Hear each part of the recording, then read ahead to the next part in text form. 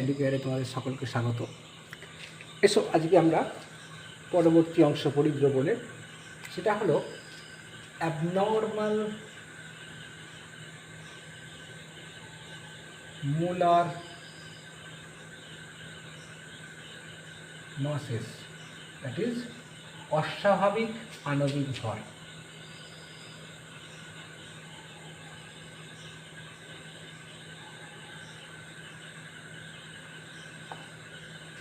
এখন অস্বাভাবিক কেন? আসলে বিষয়টা হচ্ছে, প্রথম কথা, এখানে অস্বাভাবিক আণবিক ভর বলতে কি বলতে চাওয়া হয়েছে যে আমরা এতক্ষণ পর্যন্ত পলিকেটিভ যে সমস্ত ধর্মগুলো পড়েছি তার মধ্যে যেমন রয়েছে তোমার স্ফুটনাঙ্কের উন্নয়ন, হিমাঙ্কের অবনমন, তারপরে তোমার অসমোটিক প্রেসার, তারপরে অভিস্রবণ চাপ, তারপরে relative lowering of vapour pressure, বাষ্পচাপের আপেক্ষিক অবনমন, এইগুলো থেকে আমরা দ্রাবের মোলার ভর বের করার বিভিন্ন ফর্মুলা দেখেছি। এখন এই যে রাউলস লর অনুযায়ী এখানে আমরা ক্যালকুলেশনটা করছি, অর্থাৎ এগুলো কি সমস্ত দ্রবণের ক্ষেত্রে হয়েছে না, যে দ্রবণে দ্রাবক কঠিন, অনুদ্বায়ী, তড়িৎ অবিশ্লেষ্য। তাই তড়িৎ অবিশ্লেষ্য কথাটার মানে আর একটা জিনিস এখানে রয়েছে, সেটা বলা নেই এর মধ্যে, যে তড়িৎ বিশ্লেষ্য হলে যেটা হয় সেটা আমরা জানি যে তার নাম্বার অফ পার্টিকেলস বেড়ে যাচ্ছে। অর্থাৎ যেহেতু কোয়ালিটেটিভ প্রপার্টিটা শুধুমাত্র তার নাম্বার অফ পার্টিকেলসের ওপর, অর্থাৎ number of moles of the particles present in the solution dependent only that. So number of particles যদি ইনক্রিজ করে তাহলে তোমার এম বা মোলাল, যেটা মোলালিটি এম, স্মল এম, বা মোলার মানে মোলারিটি যেটা আমরা অসমোটিক প্রেসারে পেলাম, সেগুলো ইনক্রিজ করবে। ইনক্রিজ করলে কী হবে না, আমরা যে ক্যালকুলেশন করে, আমরা যে থিওরি অনুযায়ী, যে ফর্মুলা অনুযায়ী আমরা তার মোলার মাসেসটা বের করছি, তার মানে দ্রাবিড়, সেটা তখন ভুল চলে আসবে। তা সেইখানেই সেটা অ্যাবনর্মালিটিটা শো হচ্ছে। তো এখানে আমরা যে নন ইলেকট্রোলাইট বলেছি, আর যেটা বলা নেই সেটা হচ্ছে যদি অ্যাসোসিয়েশন হয়, যদি ডিসোসিয়েশন হয়, অর্থাৎ তড়িৎ বিশ্লেষ্য পদার্থ আয়নে ভেঙে গেল, সেটা একটা গেল, নাম্বার অফ পার্টিকেল বাড়লো। কিন্তু যদি অ্যাসোসিয়েশন হয়, দেখা যাচ্ছে কি অ্যাসিটিক অ্যাসিড অ্যাসোসিয়েটেড থাকে। কীরকম করে অ্যাসোসিয়েটেড থাকে দেখো, অ্যাসিটিক অ্যাসিড CH3 C11OH, এটা অ্যাসিটিক অ্যাসিডের ফর্মুলা। এখন হাইড্রোজেন বন্ধনের সাহায্যে অ্যাসিটিক অ্যাসিডের দুটো অণু এখানে হাইড্রোজেনের বন্ধনের সাহায্যে তারা অ্যাসোসিয়েটেড থাকে, কিছু পার্সেন্টেজে অ্যাসোসিয়েটেড, কিছু মানে বেশ ভালো রকম পার্সেন্টেজে অ্যাসোসিয়েটেড থাকে।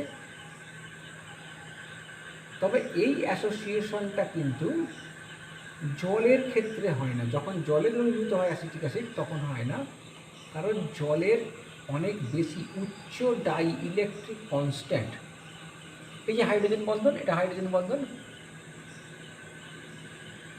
এটাও হাইড্রোজেন বন্ধন। তো এই হাইড্রোজেন বন্ধন, এই যে দুটো হাইড্রোজেন বন্ধন এখানে রয়েছে, সেই দুটো হাইড্রোজেন বন্ধনের সাহায্যে ওটা কিন্তু খুব একটা টাইট বন্ধন তৈরি করছে, সহজে সেটা বিয়োজিত হয় না। তবে এই যে হাইড্রোজেন বন্ধন যেটা বলছিলাম, এই হাইড্রোজেন বন্ধনটা কিন্তু তোমার জলে যদি আমরা অ্যাসিটিক অ্যাসিড দ্রবীভূত করি তার ক্ষেত্রে হয় না, কারণ জলের উচ্চ die electric constant. Die electric constant হচ্ছে মানে কি, তড়িৎ যে ধ্রুবক, অর্থাৎ তেমন হচ্ছে জলটা হচ্ছে ডাইপোলার, আমরা জানি, মানে পোলার আর কি, বাইপোলার, প্লাস একদিকে মাইনাস একদিকে, এদের মধ্যে চার্জের তফাৎটা অনেকটা বেশি আর কি, সেটাই ডাইইলেকট্রিক কনস্ট্যান্টের ব্যাপারটা আসছে এখান থেকে। অর্থাৎ এদের একটা ডাইইলেকট্রিক কনস্ট্যান্টটা ডিজার্ভ করছে যে ওরা বিভিন্ন আয়নকে কতটা দূরে সরিয়ে দিতে পারবে, তারা পজিটিভ আয়ন, নেগেটিভ আয়ন, উভয় আয়নকেই কতটা দূরে সরিয়ে দিতে পারবে, সেটা ওরা ডিজার্ভ করছে ডাইইলেকট্রিক কনস্ট্যান্ট। ডাইইলেকট্রিক কনস্ট্যান্ট যত বেশি হবে ওই আয়নগুলোকে তত দূরে সরাতে পারবে, অর্থাৎ সেখানে আয়নীয় যৌগগুলো সহজে আয়নিত হতে পারবে। আয়ন হিসেবে এক্সিস্ট করবে ওখানে। তাই অ্যাসিটিক অ্যাসিডও যেহেতু আয়নিত হতে পারে, এটা অ্যাসিটিক অ্যাসিডটা আয়নিত হতে পারে কী করে একটু দেখে দিই। এটা একটা মৃদু তরল বিশ্লিষ্ট পদার্থ, weak electrolyte, so dissociation is weak also, but to some extent it can be dissociated. কিছুটা পরিমাণে এটা কিন্তু ডিসোসিয়েটেড থাকে। যদি আমি এইচ প্লাস লিখলাম, অ্যাকচুয়ালি এইচ প্লাস হিসেবে থাকে না, এটা H3O প্লাস হাইড্রোনিয়াম আয়ন আকারে থাকে জলের মধ্যে। তো এইটাকে এদেরকেও কিন্তু আয়নগুলোকে জল আলাদা করে ফেলতে পারে। কিন্তু যদি অ্যাক্রোটিক সলভেন্টে অর্থাৎ বেনজিন বা নন পোলার সলভেন্ট যেটাকে বলছি, সেই নন পোলার সলভেন্টে যদি ডিজলভ করি তখন এরকম অ্যাসিটিক অ্যাসিডের এরকম মানে ডাইমার বলে এটাকে, ডাইমার তৈরি হয়। তা এই যে অ্যাসোসিয়েশন, এটা বলছি অ্যাসোসিয়েশন, তাহলে অ্যাসোসিয়েশনই হোক বা ডিসোসিয়েশনই হোক, তাহলে কিন্তু তোমার এই যে কোয়ালিটেটিভ প্রপার্টিসগুলো আমরা ক্যালকুলেট করেছি সেখানে কিন্তু ভায়োলেশন চলে আসবে, অর্থাৎ সেই নিয়মটা মানছে না। সেই নিয়মটা না মানার জন্য আমরা এদের ক্যালকুলেটেড ভ্যালু একটা পাবো, অর্থাৎ ক্যালকুলেশন করে যে ভ্যালুটা পাচ্ছে থিওরি অনুযায়ী যে ফর্মুলার পিছনে ক্যালকুলেশন করে একটা ভ্যালু পাবো। আর যদি আমরা কোনো মেশিনের সাহায্যে পরিমাপ করি অবজার্ভ ভ্যালু, সেই অবজার্ভ ভ্যালুটাও কিন্তু আমরা একটা পাবো। তা সেই অবজার্ভ ভ্যালু আর ক্যালকুলেশন ভ্যালুটাই এখানে দেখা যাবে কি তো মানে তফাৎ তৈরি করে দিচ্ছে। কীরকম? যদি ডিসোসিয়েশন হয়, ডিসোসিয়েশন কাদের ক্ষেত্রে হবে? এর যে অ্যাসোসিয়েশন বললাম, যেগুলো আয়নীয় যৌগ জলে দ্রবীভূত থাকলে তাদের ডিসোসিয়েশন হবে। ধর কেসিএল এটা প্রায় কমপ্লিটলি ডিসোসিয়েটেড থাকে, অলমোস্ট কমপ্লিটলি, তাই আমি একদিকে তীর চিহ্ন দিলাম। ধরো বলি sodium sulphate Na2SO4, 2Na plus SO4 2 minus, এই যে ডিসোসিয়েটেড, তার মানে এখানে তিনটে আয়ন তৈরি হয়ে গেল। দেখ হওয়ার কথা এটা একটা পার্টিকেল, সেখান থেকে একটা পার্টিকেল থেকে এখানে 2 প্লাস 1 তিনটে পার্টিকেলস তৈরি হয়ে গেল। তার মানে আমি যে ক্যালকুলেশনটা করব এখানে তিনটে পার্টিকেলস, এইটা যদি 1 মোল নিই তার মানে এখানে হয়ে গেল 3 মোল জিনিসটা। কিন্তু আমি তো ক্যালকুলেশন করবো তো 1 মোলের ওপর, তাতে আমাদের যে রুলস অনুযায়ী বা আমাদের যে থিওরি অনুযায়ী ক্যালকুলেশন করবো 1 মোলের ওপর, এখানে কিন্তু 3 মোলের জন্য সেই ক্যালকুলেশনের রেজাল্টটা দেবে, যেটা আমরা অবজার্ভ করব পরীক্ষামূলকভাবে, যেটাকে আমরা দেখব সেটা কিন্তু 3 মোল পদার্থ থাকার জন্য, যদি কমপ্লিটলি ডিসোসিয়েটেড থাকে, 100% ডিসোসিয়েটেড থাকে, যদিও 100% ডিসোসিয়েটেড থাকে না, হয়তো 98% কি 99%, তাই হোক মোটামুটি মোরাললেস আমরা 3 মোল কোনো কোণার জন্যে যে এটা হবে, তাহলে যে কোনো একটা তার বাষ্পচাপের আপেক্ষিক অবনমনই হোক বা স্ফুটনাঙ্কের উন্নয়ন, হিমাঙ্কের অবনমন বা তোমার অসমোটিক প্রেশার, যাই হোক না কেন, সেগুলো কিন্তু সেটা দেখাবে প্রায় 3 মোলের মতো দেখাবে। তাহলে এইখানেই অসুবিধাটা হয়ে যাচ্ছে। এইখান থেকেই আমরা যে ক্যালকুলেশনটা করছি তখন অ্যাবনর্মালিটিস চলে আসছে মোলার মাসের ক্ষেত্রে। তার মানে যদি এটা অ্যাসোসিয়েশন হয়, এটা ধরো ডিসোসিয়েশনের ক্ষেত্রে, ডিসোসিয়েশনের ক্ষেত্রে কী হচ্ছে, নাম্বার অফ পার্টিকেলস তার মানে বাড়ছে, অর্থাৎ আমি যে ক্যালকুলেশন করছি সেখানে দেখা যাচ্ছে যে তোমার আমি যে ক্যালকুলেশনটা করছি সেখানে তার বেশি হচ্ছে, কারণ যত নাম্বার অফ পার্টিকেলস বাড়বে তাহলে মোল সংখ্যা বাড়ছে, মোল সংখ্যা বাড়ছে মানে আমরা যে কোয়ালিটেটিভ প্রপার্টিগুলো করছি তার ভ্যালুটা বাড়ছে। তার মানে অবজার্ভ ভ্যালুটা যদি ডিসোসিয়েশন হয় তাহলে অবজার্ভ ভ্যালুটা বাড়ছে। তাহলে সেখানে আমরা বলছি কি পরীক্ষালব্ধ ফল, এর ক্ষেত্রে পরীক্ষালব্ধ ফল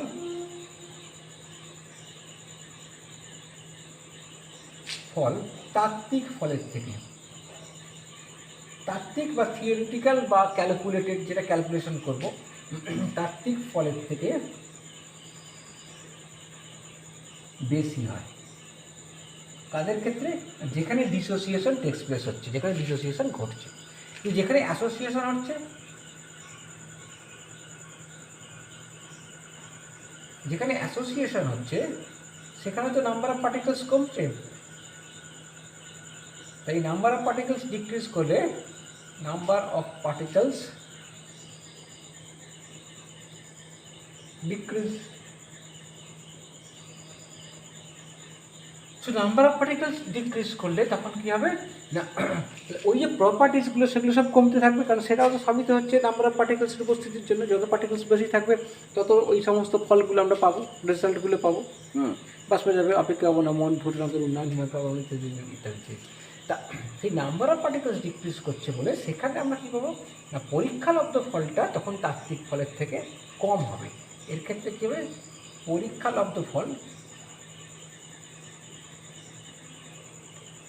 তাত্ত্বিক ফলের থেকে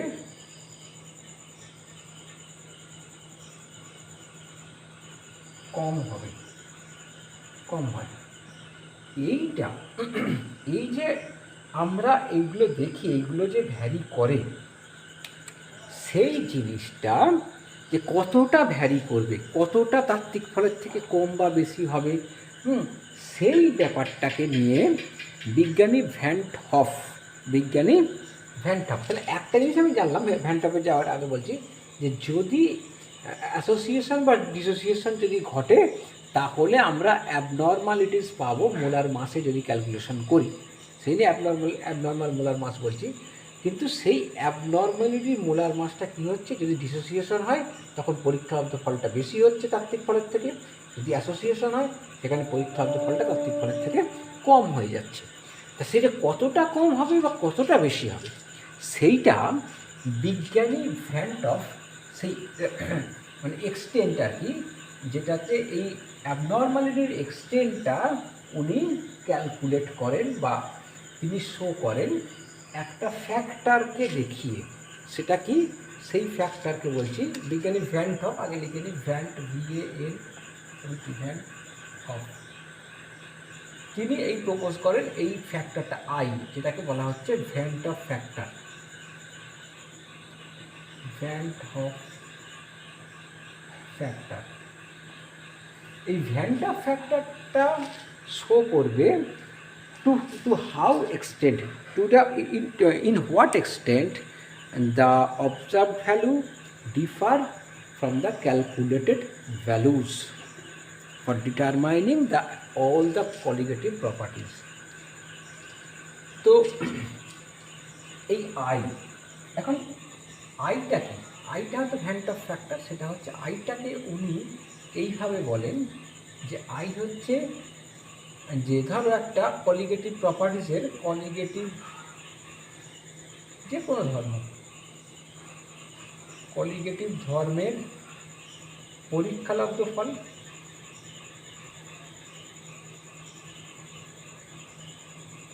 আর হচ্ছে কলিগেটিভ ধর্মের গণনা করা ফল, অর্থাৎ ওই যে থিওরি থেকে গণনা করা ফল, তাত্ত্বিকভাবে গণনা করা ফল, এইটাকে আমরা বলছি অবজার্ভ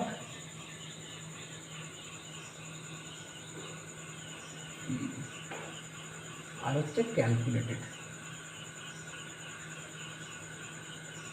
এই দুটো এর রেশিওটা, যে কোনো ফল ধরো বাষ্পচাপের আপেক্ষিক অবনমন, তার আমরা কি করলাম, তার observe value divided by calculated value, সেইটা পাবো আই, সেটা ইকুয়াল টু আই। তারপরে আমরা যদি স্ফুটনাঙ্কের উন্নয়ন করি তার অবজার্ভ বাই ক্যালকুলেটর, সেটা পাবো আই। সেটা এটা কিন্তু দু ধরনের অ্যাবনর্মালিটিস ক্ষেত্রেই প্রযোজ্য, either due to association or due to dissociation. এই দু ধরনের অ্যাবনর্মালিটিসের জন্যই এটা কিন্তু প্রযোজ্য হচ্ছে। তাই এক্ষেত্রে আমরা বলতে পারি ওগুলো সাথে চেঞ্জ হবে কী করে, তো ভ্যান হফ ফ্যাক্টরকে যদি আমরা কনসিডার করি যে কোনো আমরা দ্রবণের ক্ষেত্রে, যদি এখন ভ্যান হফ ফ্যাক্টরকে যদি ভ্যান হফ ফ্যাক্টর 1 হতে পারে, সেক্ষেত্রে তার মানে এখানে তার মানে সেটা অস্বাভাবিক আচরণ করছে না। যদি এটার মানটা 1 হয় তখন ক্যালকুলেটেড ভ্যালু আর তোমার ক্যালকুলেটেড ভ্যালু আর অবজার্ভ ভ্যালু দুটো ইকুয়াল হয়ে যাচ্ছে, এটা 1 হলে। কিন্তু যদি না হয় তাহলে কিন্তু এইখানে এদের মধ্যে একটা রেশিও পাচ্ছি। তাহলে ভ্যান হফ ফ্যাক্টরটা হচ্ছে is a ratio between the observed result and calculated result of any colligative properties. তো সেক্ষেত্রে তাহলে আমাদের এই ভ্যান হফ ফ্যাক্টর দিয়ে আমাদের কী করে ওটা চেঞ্জ হবে কী করে, তাহলে একটা জিনিস লিখি, ধরো এইটা তো ব্যাপার। তার মানে আমাদের একটা আমি মানে সবগুলি লিখছি কলিগেটিভ প্রপার্টিসে। একটা হচ্ছে ডেল্টা E1 বাই E01 ইজ ইকুয়াল টু, শুধু x2 ছিল, এখানে হবে IX2, IX2 ডেল্টা পি মানে কি P01 minus P1 divided by P01 equal to IX2। তাহলে শুধু x2 ছিল আমাদের ক্যালকুলেটেড ভ্যালুর ক্ষেত্রে, কিন্তু এখানে হলো IX2। আইটার মানটা যদি 1 হয়ে যায় তাহলে এটা ইকুয়াল হবে, আর যদি না হয়, যদি অ্যাসোসিয়েশন হয় তাহলে আই এর মানটা কী হবে না বেশি হবে, একের থেকে বেশি হবে। সেক্ষেত্রে এইটাকে আমাদের ওইটা দিয়ে গুণ করতে হবে, অর্থাৎ তখন এই বাষ্পচাপের আপেক্ষিক অবনমনের মানটা যেটা ক্যালকুলেটেড ভ্যালুর থেকে বাড়বে, কারণ x2-র সঙ্গে একটা ফ্যাক্টর গুণ হচ্ছে যেটা একের থেকে বেশি। 2 নম্বর হচ্ছে delta TB equal to i KB into m, এটা হবে। 3 নম্বর হচ্ছে delta TF equal to i into KF into m হবে। 4 নম্বর হচ্ছে ধর পাই ইকাল টু সিআরটি ছিল, এখন হলো ICRT। এই ব্যাপারগুলো এগুলো চেঞ্জ হচ্ছে অ্যাবনর্মালিটিসটাকে আমরা কনসিডার করলে।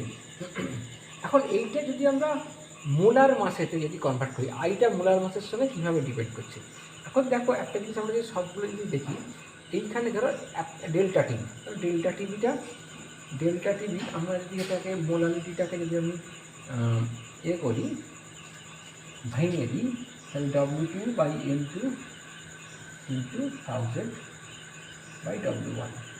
এখানে কী বলছি, delta TV proportional to 1/M2, যদি এগুলো সব স্থির থাকে তাহলে স্থির, এটা সব স্থির থাকে, তাহলে এটা তার মানে inversely proportional to the colligative properties আর inversely proportional to the molar mass of the solid. এবং সবগুলোর ক্ষেত্রে যদি আমি দেখি, যেমন এটা হচ্ছে গ্রাম পার লিটার, ধরো পাই ইকাল টু সিআরটি লিখলাম, সিআরটি হচ্ছে N/V/RT, তাহলে এবার পাই ভি ইকাল টু N মানে কি নাম্বার অফ মোলস, তার মানে হচ্ছে W/M/RT। তাহলে এখানেও দেখো ইনভার্সলি প্রপোর্শনাল হচ্ছে পাইয়ের সঙ্গে। তাহলে এখানে সবগুলোই আমি যদি ওইভাবে দেখি, তাহলে সমস্ত কোয়ালিটেটিভ প্রপার্টিজ আর inversely proportional to the molar masses. So, if the qualitative property increases for association, so molar masses must be decreases. Observed value of the molar masses must be decreases due to association. So therefore, এইটা consider করে, এই যে inversely proportional সেইটা consider করে আমরা লিখতে পারি I equal two, এখানে যেমন অবজার্ভটা লিখেছিলাম, তাহলে মোলার মাস, তাহলে এটা এখানে লিখব গণনা করা মোলার মাস করা আণবিক ভর ডিভাইডেড বাই তোমার পরীক্ষালব্ধ আণবিক ভর। এখন গণনা করা আণবিক ভরটা কি, তাহলে M ক্যালকুলেটেড C/M অবজার্ভ। এটা মনে রাখতে হবে অ্যালফাবেটিক্যালি C আর O, সিটা তো অ্যালফাবেটিক্যালি আগে আছে, তাই সিটা ওপরে ওটা নিচে। এখন এইটা হচ্ছে বিষয়। এখন এখানে দেখো যদি অ্যাসোসিয়েশন হয়, ফর ডিসোসিয়েশনটা আগে লিখি।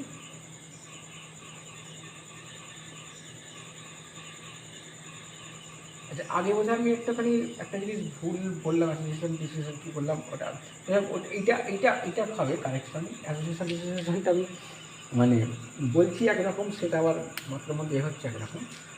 তো বলছি যদি ডিসোসিয়েশন হয় তাহলে নাম্বার অফ পার্টিকেলস বাড়ছে, তখন কোয়ালিটেটিভ প্রপার্টিগুলো বাড়বে।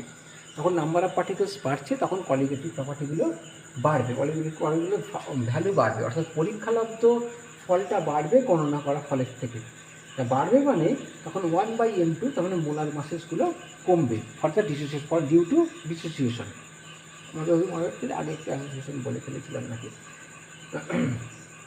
দেখো তাহলে ওইটা হচ্ছে ডিসোসিয়েশনের জন্য, তখন মোলার মাসেসগুলো কমছে। For dissociation I is greater than 1, therefore MC/MO greater than 1, that is MC greater than M0। তখন হচ্ছে অবজার্ভড যে মোলার মাস তার থেকে ক্যালকুলেটেডটা বেশি হয়। আচ্ছা, আমরা থিওরি দিয়ে যদি ক্যালকুলেশন করি সেই মোলার মাসটা বেশি হবে, আর যদি আমরা পরীক্ষালব্ধ ফলটাকে দেখি তাহলে সেখানে মোলার মাসটা আমরা কম পাবো। আচ্ছা, নেক্সট, যদি এটা ডিসোসিয়েশনের ক্ষেত্রে, আর অ্যাসোসিয়েশনের ক্ষেত্রে কী হবে? ফর অ্যাসোসিয়েশন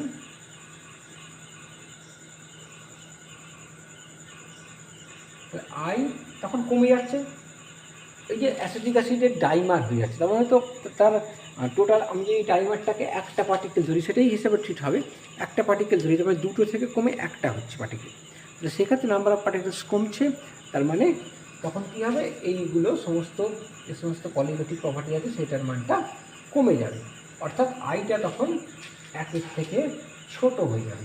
তখন কী হবে?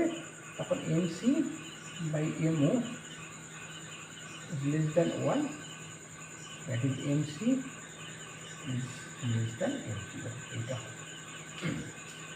ঠিক আছে, তো এখন এবার আমরা দেখি কতটা এক্সটেন্টে, অর্থাৎ এখানে ডিগ্রি অফ ডিসোসিয়েশন বা ডিগ্রি অফ অ্যাসোসিয়েশন আছে। ডিগ্রি অফ ডিসোসিয়েশন মানে যে কত পার্সেন্টে কোনো যৌগ ডিসোসিয়েট করছে, সেটা কি 100% করছে নাকি 90% করছে না কত করছে, সেই ডিগ্রি অফ ডিসোসিয়েশন অনুযায়ী আই এর ভ্যালুটা হবে। অর্থাৎ ডিগ্রি অফ ডিসোসিয়েশনের উপর আই এর ভ্যালুটা নির্ভর করছে ভ্যালুটা ফ্যাক্টর, সেই আমরা জায়গাটা একটু দেখি। তো আমরা এভাবে করতে কি, প্রথমে ডিসোসিয়েশনের জন্য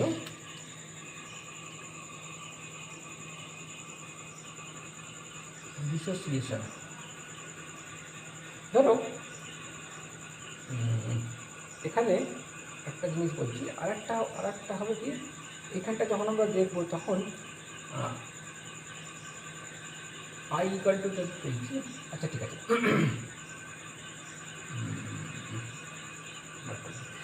ধরো একটা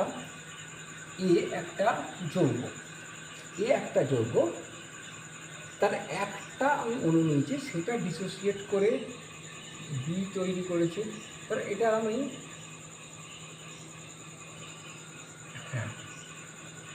এটা N1টা বি তৈরি করলো, প্লাস N2টা সি তৈরি করলো, প্লাস N3টা ডি তৈরি করলো, এরকম করে চলছে। যেখানে N1 plus N2 plus N3 equal to N, তার মানে এখানে যদি আমি একটা অণু নিই, তাহলে একটা অণু এ থেকে এনটা মোট অণু তৈরি হচ্ছে, বা এনটা মোট আয়ন তৈরি হচ্ছে, সরি, এনটা মোট পার্টিকেল তৈরি হচ্ছে। এবার যদি এটা যদি 1 মোল নিই, 1 মোল থেকে এটা কত তৈরি হবে? তাহলে এন মোল তৈরি হবে। এখন এখানে যদি degree of dissociation DGREE,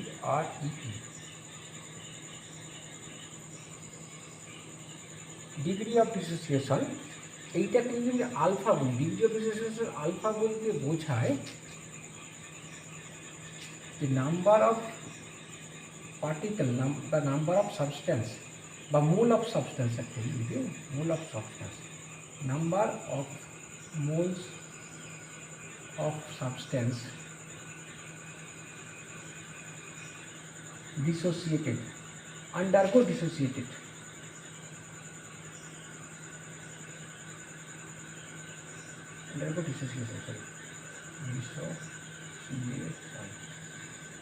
divided by number of moles of undissociated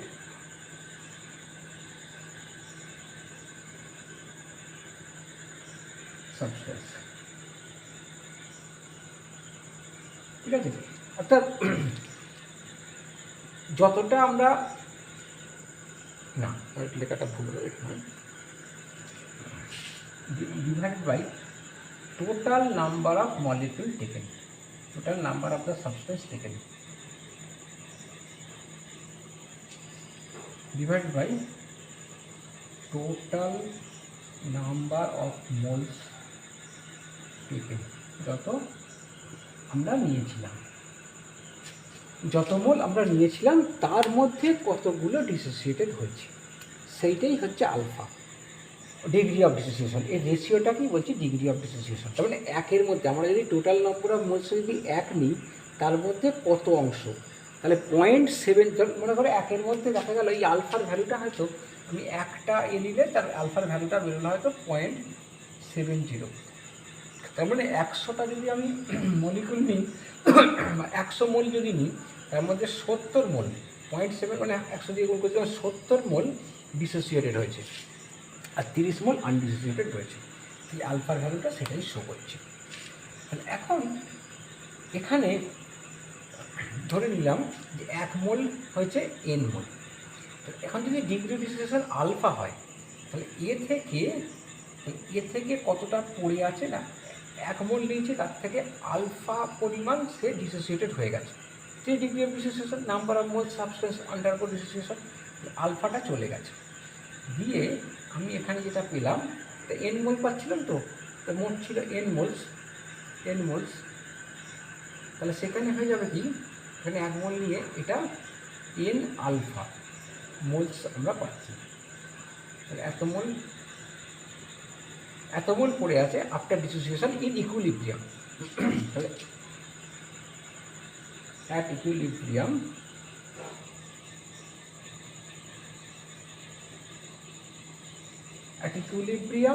তাহলে 1 মাইনাস আলফা মোল আমরা পাচ্ছি এ পড়ে আছে, আর n আলফা মোল ডিসোসিয়েটেড মলিকুলসগুলো তৈরি করেছে অ্যাট ইকুইলিব্রিয়াম। তাহলে total number of moles at equilibrium সাম্যাবস্থায় ইকুয়ালস টু কী হবে না, 1 minus alpha plus n alpha, এত মোলস। তাহলে therefore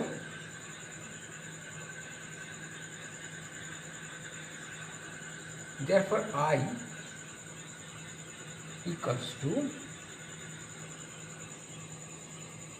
1 by 1 minus alpha plus n alpha।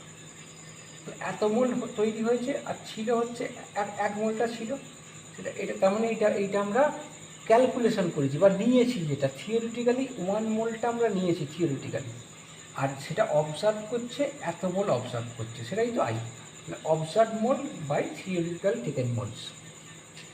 এইখান থেকে therefore আমরা পাবো আলফার ভ্যালুটাকে আমরা এখানে বের করতে চাই আলফা দিয়ে, therefore এটা দিলাম 1 minus alpha plus n alpha equal to i। therefore এটা ওদিকে চলে গেল, আলফা কমন নিলে n minus 1 equal to i minus 1। therefore alpha equal to i minus 1 divide by n minus 1। এই যে এক্সপ্রেশনটা পাওয়া গেল, এইটা একটা ভাইটাল এক্সপ্রেশন।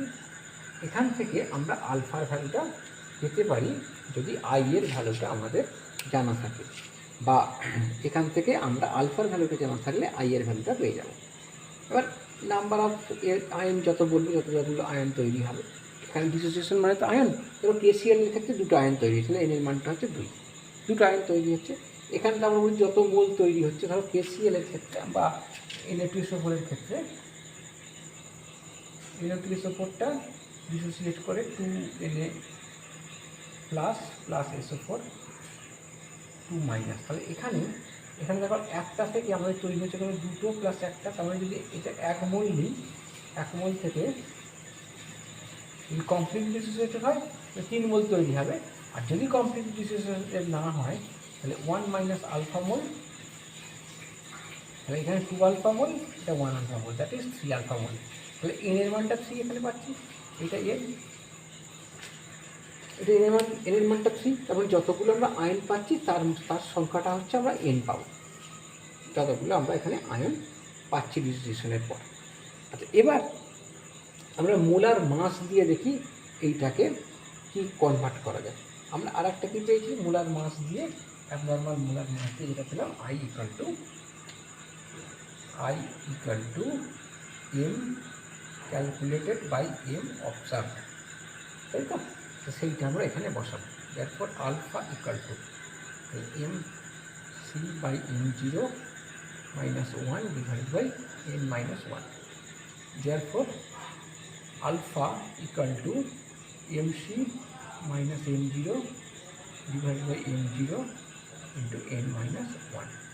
এখন দেখো ক্যালকুলেটেড ভ্যালুটা তো বেশি, ক্যালকুলেটেড ভ্যালুটা যেহেতু অবজার্ভের থেকে বেশি হবে ডিসোসিয়েশনের ক্ষেত্রে, তাই এমসি মাইনাস এম জিরো এইটা greater than equal to one হবে, এই মানটা বেশি, greater than equal to one হলে এইটা পজিটিভ হচ্ছে ওপরটা, নিচটা এনের মানটা তো বেশি হবে, তাই এটাও পজিটিভ হচ্ছে, তাকে এম জিরো দিয়ে গুণ করলে আলফাটা পাওয়া যাচ্ছে, ডিগ্রি অফ ডিসোসিয়েশনটা পাওয়া যাচ্ছে। এই যে ফর্মুলা দুটো পাওয়া গেল, এই দুটো ফর্মুলা থেকে আমরা আলফার ভ্যালু বের করতে পারি, আমরা আই এর ভ্যালু বের করতে পারি, আমরা এন এর ভ্যালু বের করতে পারি ইত্যাদি। এই সবগুলো আমরা পাই এই ফর্মুলাগুলো ব্যবহার করি, বা এমসি এমও যা ইচ্ছা এরকম দেবে সেই অনুযায়ী কিন্তু আমরা এখান থেকে পাই। তো এই অনুযায়ী আমরা একটা অঙ্ক লিখি, একটা অঙ্ক দেখি।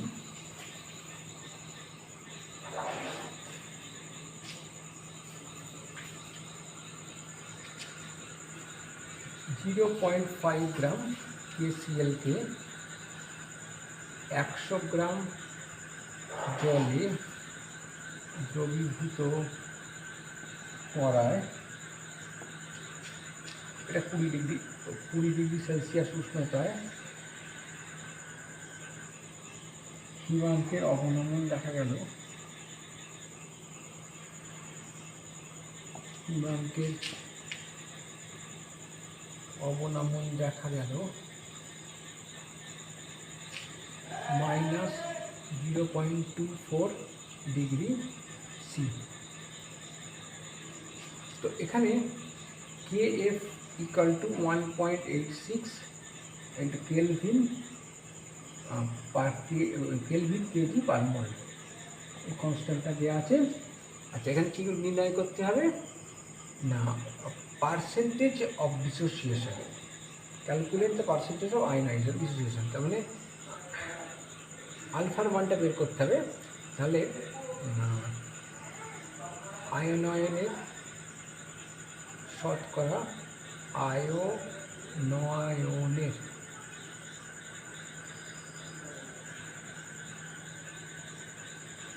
শতকরা মাত্রা নির্ণয় করো। এখন দেখো এটা কীভাবে এগোতে হবে, এই যে দিয়ে দিয়েছে এইটা দেখা গেল, মানে এই যে টিএফ ডেল্টা টিএফটা দিয়েছে, ডেল্টা টিএফ ইকুয়াল টু পাওয়া যাচ্ছে, এটা তো আমরা মানে হিমাঙ্কের অবনমন নয়, এটা হচ্ছে ভুল লিখেছি আমি, হিমাঙ্কের অবনমনটাকে প্লাস হবে 20 ডিগ্রি সেলসিয়াস উষ্ণতায় হিমাঙ্ক দেখা গেল, অবনমন নয়, হিমাঙ্ক দেখা গেল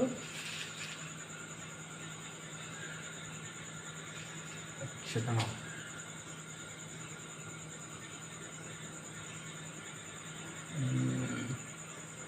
দ্রবীভূত করায় উষ্ণতাটা বাদ দাও, হিমাঙ্ক দেখা গেল এইটা, তো সেক্ষেত্রে শতকরা মাত্রা নির্ণয় করতে হবে। তো এখন হিমাঙ্ক এইটা মানে ডেল্টা টিএফ মানে আমরা কি জানি প্র্যাকটিক্যালি, ডেল্টা টিএফ মানে হচ্ছে এখানে TF minus TF dash, TF টাকার এটা হচ্ছে শুধুমাত্র দ্রাবকের, যেটা বিশুদ্ধ দ্রাবকের যে হিমাঙ্ক মাইনাস দ্রবণের হিমাঙ্ক, দ্রবণের হিমাঙ্কটা যেহেতু দ্রাবকের থেকে কম হয়ে যাচ্ছে, অর্থাৎ মাইনাস ভ্যালু হয়ে যাচ্ছে, সেই জন্য এটা হয়ে যাচ্ছে ডেল্টা টিএফ, সেই জন্য এটাকে মাইনাস ভ্যালু দেখাচ্ছে। যেহেতু তোমারটা ধরো এখানে আমি বলছি কি, ধরো জল মানে বিশুদ্ধ জল জমছে 0 ডিগ্রি সিতে, তারপরে 273 কেলভিনে।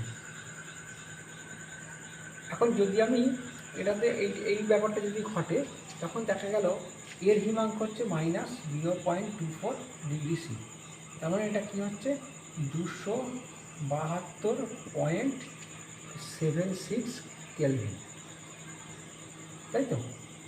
তাহলে এইখানে আচ্ছা হ্যাঁ একটা বলি, টি এফ ড্যাশ মাইনাস টি, এটা কি হিমাঙ্কের অবনমন, এটা মাইনাস আসবে, তা এইটা হচ্ছে যেহেতু এটা পয়েন্ট এটা 2.4 দিয়েছিল, সেই জন্য আমি এটা -2.4 দিয়েছিল হিমাঙ্কটা, তাই এখানে ক্যালকুলেশন করে ডেল্টা টিএফটা আমার আসবে হচ্ছে এইটা আসবে। এবার এইটা হচ্ছে অবজার্ভ ভ্যালু, ক্যালকুলেটেড ভ্যালুটা আমাদের করতে হবে। ডেল্টা টিএফ ক্যালকুলেটেড, এইটা করতে গেলে করবো কি, কেএফ ইন্টু এম। কেএফ এর ভ্যালু 1.86 ইন্টু এম এর ভ্যালু দিয়ে দিয়েছে 0.5 গ্রাম। কেসিএল এর ইয়ে কত, m of KCl equal to 39 plus 35.5, that is 74.5 into 1000 divide by 100। এইটা করে যেটা আসতে পারে সেটা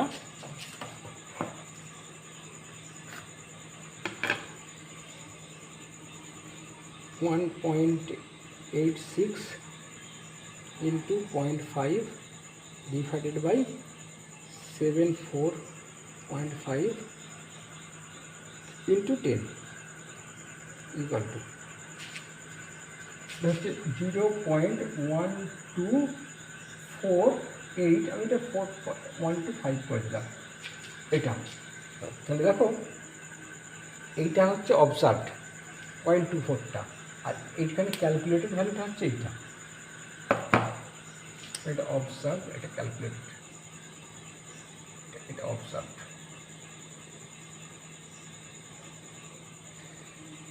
তো এবার আমরা কি বের করতে পেরেছি, আলফাটা বের করতে পেরেছি, এর মাত্রাটা কত। দেখো আইটা কত পাচ্ছি, তাহলে আই ইকাল টু, এটার মানটা পেলাম, আই ইকাল টু পাওয়া যায়, একটা গেল চাল দিয়ে দেখছিলাম। তাহলে এখানে অবজার্ভ বাই ক্যালকুলেটেড, অবজার্ভ ভ্যালুটা কত, 0.24 ডিভাইডেড বাই 0.125, এটা পেলাম। এটা পেলে এটা আসবে, এটা হচ্ছে 0.24 ডিভাইডেড বাই 0.125, 1.92। এখন আমরা কি পেলাম, আলফাটা বের করতে চাই, alpha equal to I - 1 divided by N - 1, ঠিক আছে। এইটা মুখস্থ করে ফেলতে হবে। Equals to I 1.92 - 1 divided by 2 - 1, এখানে কেস, এটা হচ্ছে বলেছি কেসিএল, তাহলে কেসিএল এর ক্ষেত্রে এন এর মানটা কত হবে, k plus plus CL minus, এখানে একটা দুটো, দুই হলো এন মানটা, তার মানে 1.92 হলো 0.92, এত পাচ্ছি। তাহলে আলফার মানটা 0.92 যদি হয়, তাহলে এখানে শতকরা মাত্রা 0.92 ইন্টু 100 ইকুয়াল টু 92%। এই 92% ডিসোসিয়েটেড হয়েছে কেসিএল এই দ্রবণটা তৈরি করার জন্য। এখন আমরা দেখব ডিগ্রি অফ অ্যাসোসিয়েশন, অর্থাৎ অ্যাসোসিয়েশনের ক্ষেত্রে কি অবস্থা তৈরি হয় সেইটা আমরা এবার দেখি।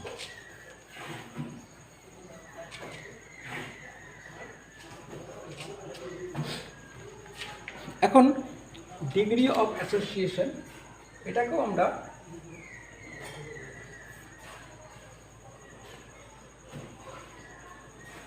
এইটাকে আমরা মাত্রা বলছি, অর্থাৎ সংযোজিত হওয়ার মাত্রা। এই ডিগ্রি অফ অ্যাসোসিয়েশন এটাকেও আমরা ধরছি আলফা। এখন ধরো আলফা সমান কি হচ্ছে, আগের মতোই আমরা বলতে পারি number of moles associated divided by total number of moles taken. তার মানে আমরা যদি বাংলায় বলি যে এখানে যতগুলি সংযোজিত মোলের সংখ্যা, উপরটায় হচ্ছে সংযোজিত মোলের সংখ্যা, মোল সংখ্যা, আর এর দিকে নিচে হচ্ছে গৃহীত মোল সংখ্যা। ধরো আমি বললাম এ একটা হচ্ছে সাবস্ট্যান্স পদার্থ যেটার এন মোল বা এনটি অণু সংযোজিত হয়ে একটি অণু তৈরি করছে। এনটি অণু সংযোজিত হয়ে একটি অণু, এখানে এনটি অণু সংযোজিত হয়েছে যে এনটি অণু, এটা হচ্ছে একটি অণু।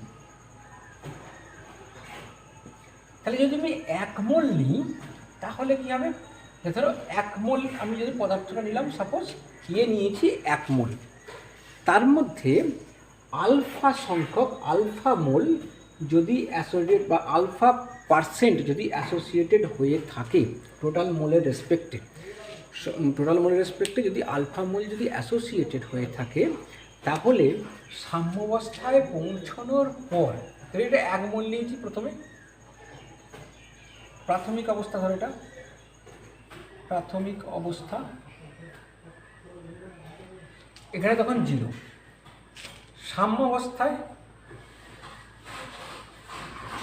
এটা হয়ে যাবে কি আলফা সংখ্যক মোল এইটাতে চলে গেছে, সেখানে চলে গিয়ে কী করেছে, এটা আলফা মোল মানে তার এখানে আলফা মোল হবে না, এখানে কি হবে আলফা বাই এন মোল হয়ে যাবে। এটা খেয়াল করতে হবে ভালো করে, এখান থেকে আলফা মোল বেরিয়ে গেল, সাম্যাবস্থা এখানে চলে গেল, এইটাতে পরিণত হলো, কিন্তু এখানে যে পরিণত হলো তখন কিন্তু পরিণত হওয়ার পর সেটার আলফা মোল থাকছে না, তাতে কি হয়েছে না, তাকে এন দিয়ে ভাগ করছি, কারণ এনটা অণু নিয়ে ওখানে একটা অণু তৈরি হয়েছে, তাই আলফা মোলের মধ্যে কত মোল এইটা হবে, আলফা মোল এটা কনভার্টেড হবে alpha by N mole A by N অণুতে। তাহলে এখন সাম্যাবস্থায়, অতএব সাম্যাবস্থায় তোমার এ হচ্ছে মোল সংখ্যা সমান alpha minus 1 minus alpha plus alpha by N, এইটা গেল তার মোল সংখ্যা। আর নিয়েছি কত মোল, এখানে 1 মোল নেওয়া হয়েছে, এটা এন কি অণু দেখাচ্ছে আমি এটাকে বোঝানোর জন্য, নেওয়া হয়েছে 1 মোল, তখন 0 ছিল প্রাথমিক অবস্থায়, সাম্যাবস্থায় এসে এইটা হলো। এখন এবার আমরা বলতে পারি আই, যেটা vent of factor I equals two, আমরা জানি যে এই যে প্রকৃতপক্ষে যত মোল উপস্থিত আছে অর্থাৎ পরীক্ষালব্ধ ফল, আর যত মোল আমি নিয়েছিলাম ক্যালকুলেটেড ফল, সেটা রেশিওটা, এইটা হয়ে গেল আই এর মান। তো এইখান থেকে আমরা আলফার মানটা বের করি, এখন মুছলাম এটা, তাহলে কী হবে, I equals to 1 minus alpha plus alpha by N.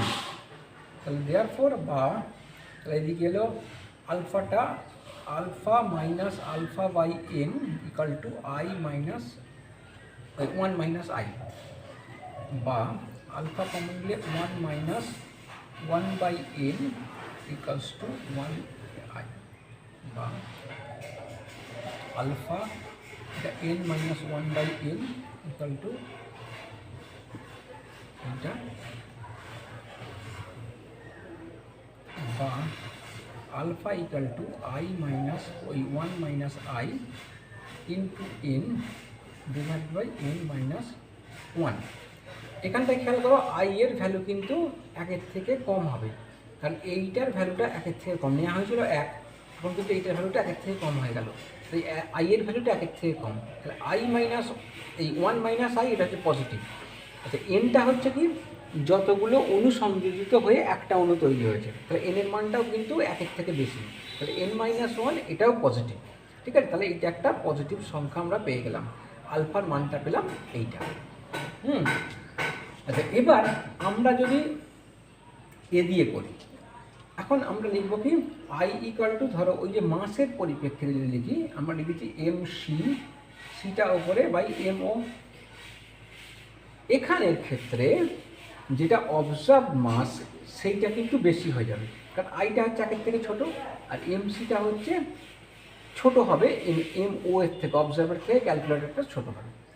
এখন দেখো আমি যদি আই এর জায়গায় এটা বসাই, তাহলে therefore alpha equal to 1 minus M C by M zero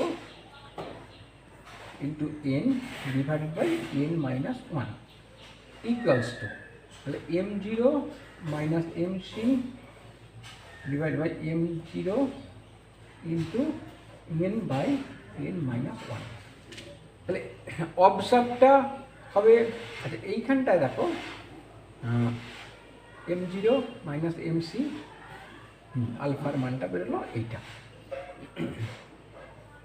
calculated যেটা অবজার্ভ সেটা হবে বেশি, তাহলে বেশি মাইনাস ক্যালকুলেটেডটা কম, তাহলে M zero minus M C divide M zero into N by N minus one, এইটা হচ্ছে আমাদের সমীকরণটা। এইখান থেকে এই সমীকরণটা পেলাম, এইখান থেকে আমরা আলফার মানটা পেতে পারি বা আই এর মান পেতে পারি বা এন এর মান পেতে পারি, যে মানটা দরকার আমরা সেই মানটা পেয়ে যাব। এখন আমরা একটা অঙ্কের মাধ্যমে এটাকে দেখি, তো অঙ্কটাকে লিখে নিই তাহলে।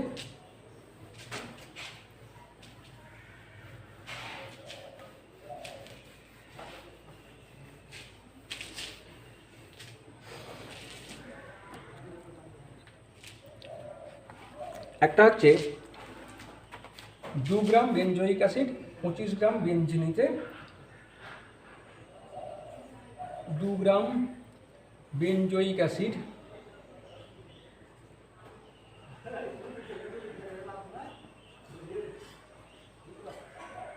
25 গ্রাম বেনজিনে দ্রবীভূত করায়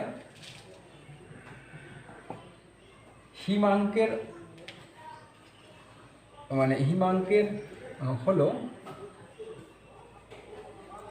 মিশ্রণের হিমাঙ্ক হলো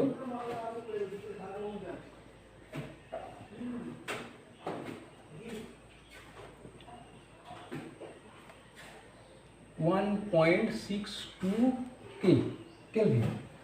এখানে কেএফ এর ভ্যালু, বেনজিনের কেএফ এর ভ্যালু C6H6, বেনজিনটা এখানে দ্রাবক, এর কেএফ এর ভ্যালু হচ্ছে 4.9 কেলভিন কেজি পার মোল। তাহলে পার্সেন্টেজ অফ অ্যাসোসিয়েশনটা বার করতে হবে। তাহলে বেনজোয়িক অ্যাসিডের সংযোজনের শতকরা মাত্রা নির্ণয় করো। বেনজোয়িক অ্যাসিডের সংযোজনের শতকরা মাত্রা নির্ণয় করো, এইটা হচ্ছে অঙ্ক। এখানে দেখো বেনজোয়িক অ্যাসিডটা দিয়ে দিয়েছে 2 গ্রাম, বেনজিনটা দিয়ে দিয়েছে 25 গ্রাম, তাহলে দ্রাবক হচ্ছে 25 গ্রাম, বেনজোয়িক অ্যাসিড 2 গ্রাম, হিমাঙ্ক হয়ে গেছে এইটা, হিমাঙ্ক হয়েছে এইটা, মানে এটা হচ্ছে তোমার অবজার্ভ ভ্যালু। এবার আমরা ক্যালকুলেটেড ভ্যালুটা বের করব। তাহলে সলিউশন, তাহলে ডেল্টা টিএফ এটা হচ্ছে অবজার্ভ, ও লিখে দিই, ডেল্টা টিএফও ইকুয়ালস টু 1.62 কে। আচ্ছা, এবার হচ্ছে ডেল্টা টিএফ ক্যালকুলেটেড, সেটা কী করে পাবো, আমরা যেখান থেকে করছি সেটা KF into M equals to, KF এর ভ্যালু 4.9 ইন্টু এম মানে W2 by M2 into 1000 by W1 equals to 4.9 into W2 মানে বেনজোয়িক অ্যাসিড নেওয়া হয়েছে 2 গ্রাম। এখন মলিকুলার ওয়েট বেনজোয়িক অ্যাসিডের কি, C6H5COH, এটা হচ্ছে বেনজোয়িক অ্যাসিড, এর molecular weight equal to 6×72 plus 5 plus 12 plus 16×32 plus 1, 1 2 3 4 5 5 10 আর 2 12, 12 2 হাতে 1 3 আর 1 4 1 5 4 5 12, 122। তাহলে এটা পাচ্ছি 122 ইন্টু 1000 বাই W1 নেওয়া হয়েছে কত, 25 গ্রাম। এইটা যদি ক্যালকুলেশন করি যেটা দেবে 4.9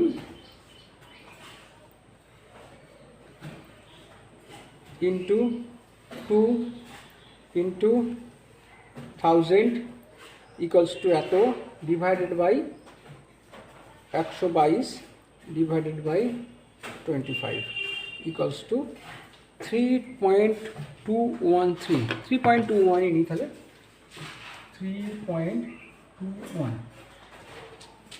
ঠিক আছে, তাহলে এখন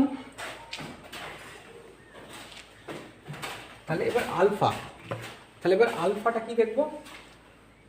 তাহলে এখন দেখো তাহলে আইটা কি পাচ্ছি, i equal to observed by calculated, observed কত 1.62 divided by 3.21, that is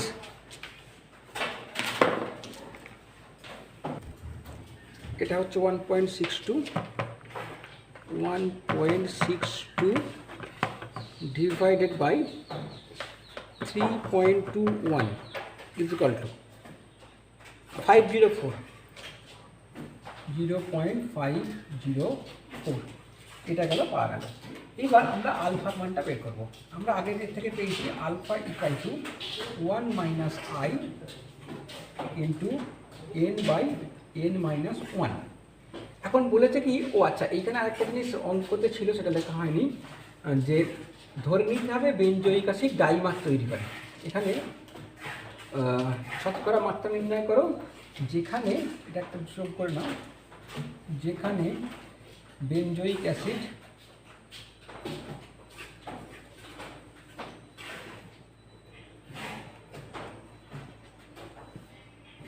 dimer তৈরি করে। তাহলে এখানে n ইকুয়াল টু 2, তাহলে ডাইমার তৈরি করে মানে, তাহলে এইখান থেকে পাচ্ছি 1 minus 0.504 into 2 divided by 2 minus 1, that is, তার মানে এইটা থেকে সাবট্রাক্ট করলে তাকে 2 দিয়ে মাল্টিপ্লাই করলেই হয়ে যাবে। তাহলে 1 মাইনাস 0.504 ইকুয়াল টু এত ইন্টু 2 ইকুয়াল টু 0.992, 0.992। তাহলে অতএব পার্সেন্টেজ, সংযোজনের পার্সেন্টেজ, যোজনের শতকরা হার হলো 0.992 ইন্টু 100 ইকুয়াল টু 99.2%। ঠিক আছে, এরকম করে অঙ্কগুলোকে করতে হবে, তোমরা নিশ্চয়ই করবে। সকলে ভালো থাকবে। এখান পর্যন্ত আমার ভিডিওটা শেষ করলাম।